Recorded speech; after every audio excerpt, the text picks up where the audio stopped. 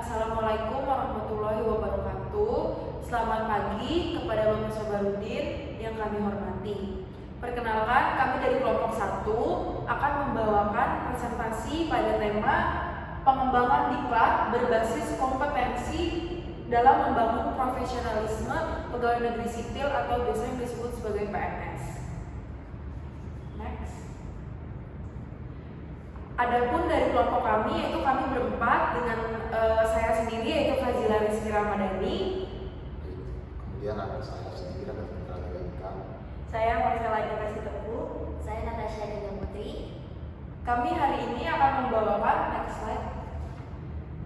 Kami hari ini akan membawakan beberapa daftar bahasan pokok di presentasi, yaitu adalah latar belakang, teori pembahasan, diklat dan kurikulum, strategi pengembangan kurikulum, penelitian kebutuhan pelatihan, tantangan yang dihadapi, dan terakhir yaitu ada penutup. Selanjutnya memasuki poin yang pertama, yaitu ada latar belakang. Saya akan menjelaskan latar belakang dari kelompok kami, yaitu ada 2 poin. Yang pertama yaitu pegawai negeri sipil ini dengan diadakannya pelatihan profesionalisme birokrasi ini merupakan tuntutan dari reformasi birokrasi. Jadi reformasi birokrasi di Indonesia ini menuntut peningkatan efisiensi, peningkatan kinerja PNS, dan juga akuntabilitas dalam pelayanan publik. Jadi diharapkan dengan adanya pelatihan profesionalisme ini menjadikan dan membentuk PNS di Indonesia lebih baik lagi ke depannya. Poin kedua yaitu adanya perubahan dinamika global dan lokal. Perubahan global dan lokal ini dimaksud PNS dituntut terus beradaptasi dan bisa memberikan perubahan yang baru terhadap masyarakat. Jadi dengan mengikuti program profesionalisme kinerja ini, diharapkan pegawai negeri bisa memberikan hal-hal yang baru, masukan yang baru, dan juga bisa memberikan pelayanan yang relevan dan efektif dalam pekerjaannya. Next.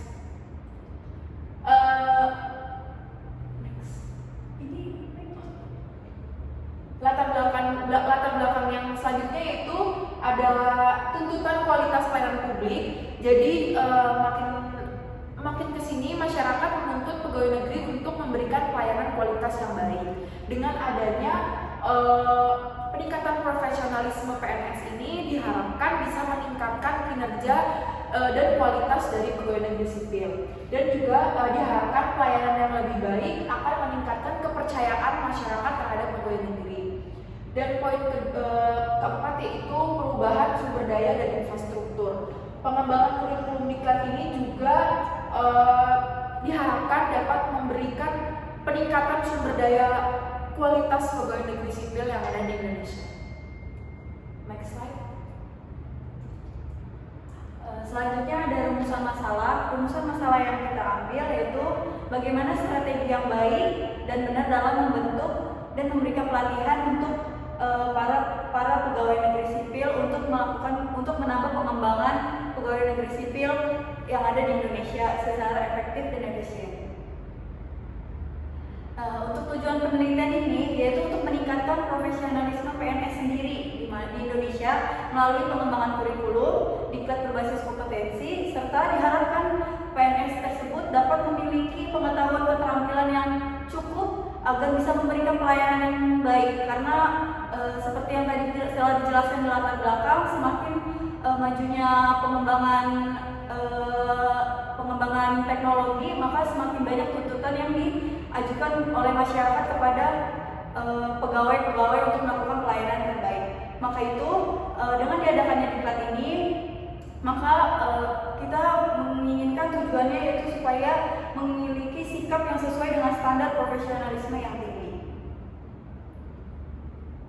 Adapun pembahasan yaitu yang pertama pengembangan kurikulum pendidikan dan pelatihan diklat berbasis kompetensi ini ini merupakan langkah strategis yang harus dilakukan oleh pemerintah pusat kepada pemerintah yang daerah, karena kan untuk pelayanan publik sendiri itu pasti di daerah lebih dekat dengan masyarakatnya. Jadi pemerintah pusat harus memberikan kompetensi kepada pegawai negeri sipil secara diklat berbasis kompetensi ini untuk membangun profesionalisme pegawai negeri sipil sendiri.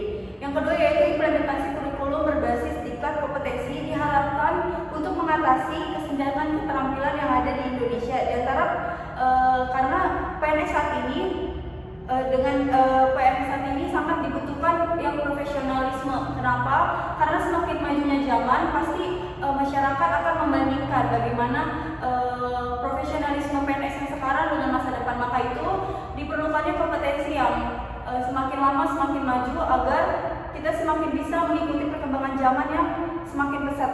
Pengembangan kurikulum ini juga memerlukan dukungan infrastruktur dan sumber daya yang memadai, termasuk pelatih yang berkualitas, bahan ajar yang relevan dengan bagaimana dengan kondisi dan juga pekerjaan mereka masing-masing. Jadi disesuaikan dengan kompetensi mereka masing-masing serta teknologi yang mendukung.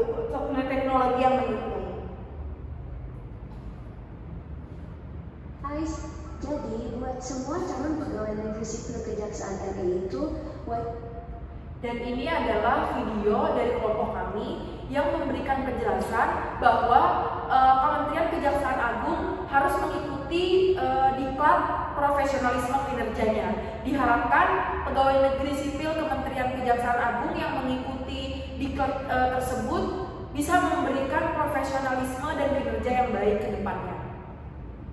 Halo guys, jadi buat semua calon pegawai negeri sipil Kejaksaan RI itu wajib banget mengikuti diklat TAK dan juga diklat Latsar untuk diangkat menjadi PNS. Itu berlaku untuk semua jabatan ya, khusus untuk formasi calon jaksa. Untuk dilantik menjadi seorang jaksa, dia harus lolos PPPJ. Nah, setelah jadi jaksa, kalian juga bisa diklat teknis, contohnya diklat tindak pidana lingkungan hidup, tindak pidana perikanan, dan lain-lain. Jadi gitu ya.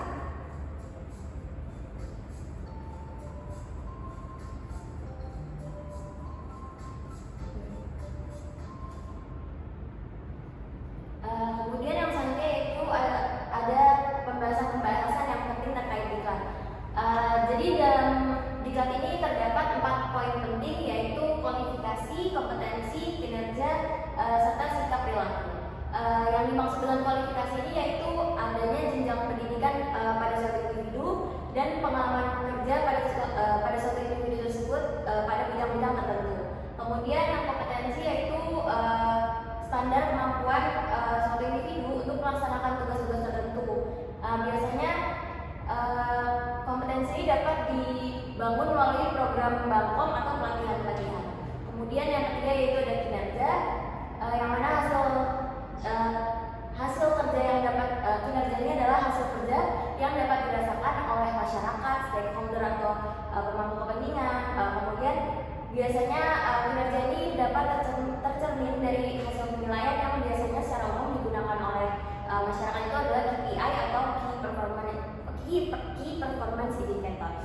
Kemudian yang terakhir ada sikap perilaku, yaitu bagian dari kinerja yang berhubungan dengan self competencies. Baik, selanjutnya yaitu ada ada strategi membangun profesionalitas. Sesuai dengan program prioritas Kementerian PAN-RB ini, pada poin yang ketiga yaitu terdapat transformasi profesionalisme ASN dalam program prioritas Kementerian RAPBN ini. Kemudian dapat disimpulkan bahwa strategi dalam membangun profesionalitas ini yang pertama melakukan penyederhanaan birokrasi melalui adanya program penyetaraan jabatan administrasi ke jabatan fungsional. Kemudian yang kedua yaitu melakukan penguatan jabatan fungsional dan cara kerja baru yang berbasis SWOT. Kemudian selanjutnya terdapat undang-undang yang mengatur adanya profesionalitas aparatur sipil negara atau ASN ini di Indonesia, yaitu Undang-Undang Nomor 5 Tahun 2014 yang mana isinya terkait aparatur sipil negara. Kemudian undang-undang ini menetapkan kerangka kerja untuk pengelolaan ASN yang lebih profesional, kompeten dan berkinerja tinggi. Dengan adanya undang-undang ini dibuat yaitu dengan mendukung adanya reformasi birokrasi. Selanjutnya tantangan yang dihadapi. Tantangan dalam pengembangan kurikulum dan pelatihan untuk pegawai negeri sipil bisa meliputi di sini terdapat 3 tantangan. Yang pertama, perubahan kebutuhan dan tuntutan dalam dunia kerja yang cepat memerlukan kurikulum yang dapat terus disesuaikan keterbatasan sumber daya, baik itu finansial maupun tenaga pengajar yang berkualifikasi. Lalu yang kedua, menyesuaikan kurikulum dengan perkembangan teknologi dan tren global untuk memastikan keahlian yang relevan. Lalu yang selanjutnya yang ketiga, memastikan kesesuaian kurikulum dengan regulasi dan kebijakan pemerintah yang berlaku, meningkatkan efektivitas dan efisiensi pelatihan, termasuk evaluasi yang komprehensif terhadap hasil pelatihan yang telah dilakukan. Selanjutnya, diklat berbasis kompetensi dibutuhkan oleh PNS dalam mengatasi masalah kesenjangan kompetensi yang dimilikinya. Diklat berbasis kompetensi dilaksanakan berdasarkan analisis kebutuhan agar kompetensi serta diklat sesuai dengan yang diharapkan. Sebagai salah satu komponen diklat berbasis kompetensi, kurikulum berbasis kompetensi akan memberi arah yang jelas terhadap program diklat sehingga kesenjangan kompetensi dapat terjembatani.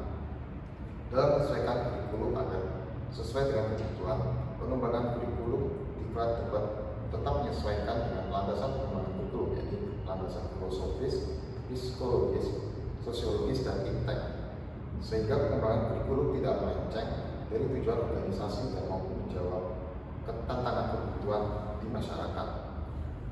Pengembangan kurikulum diklat juga menyesuaikan dengan model kurikulum yang seperti apa yang dikehendaki, sehingga kurikulum tersebut nantinya dapat menghasilkan lulusan diklat dengan kemampuan sesuai yang diinginkan. Pengembangan kurikulum diklat berbasis kompetensi pada akhirnya diharapkan dapat membangun profesionalisme dan kompetensi PNS dalam menjawab berbagai dinamika masyarakat di masa depan. Baik, sekian presentasi dari kelompok kami, yaitu kelompok 1. Kurang dan lebihnya mohon untuk dimaafkan. Wassalamualaikum warahmatullahi wabarakatuh.